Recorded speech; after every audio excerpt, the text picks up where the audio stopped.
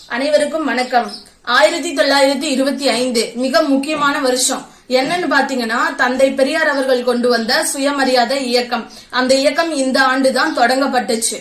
சுயமரியாதை இயக்கம் அப்படின்னா என்னன்னா, ஆண் பெண் வித்தியாசம் இருக்கக்கூடாது, ஜாதி மத வேறுபாடு இருக்கக்கூடாது, ஏழை பணக்காரங்கிற வித்தியாசம் இருக்கக்கூடாது, எல்லாருக்கும் எல்லாம் அப்படிங்கிறது இருக்கணும் அப்படிங்கிறதுக்காக கொண்டு வரப்பட்டதுதான் இந்த சுயமரியாதை இயக்கம்.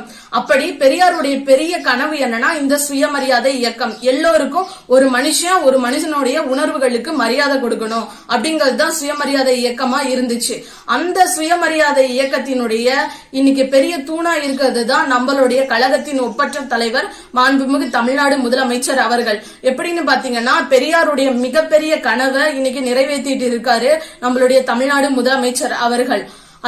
அதாவது எப்படி நிறைவேற்றிட்டு இருக்காரு அப்படின்னு பாத்தீங்கன்னா, இன்னைக்கு தமிழ்நாட்டு பெண்கள் இன்னைக்கு சுயமரியாதையோட வாழ்கிறார்கள் என்று சொன்னால் அதற்கு முதன்மை காரணம் நம்மளுடைய தமிழ்நாடு முதலமைச்சர் அவர்கள் தான்.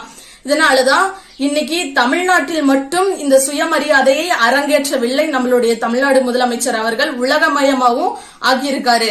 உதாரணத்துக்கு சொல்லணும்னா, இன்னைக்கு நம்மளுடைய முதலமைச்சர் அவர்கள் இங்கிலாந்துல ஆக்ஸ்போர்ட் யூனிவர்சிட்டியில 100 years self respect movement 2 days கான்பரன்ஸ்ல நம்மளுடைய முதலமைச்சர் அவர்கள் உரையாற்ற இருக்காரு.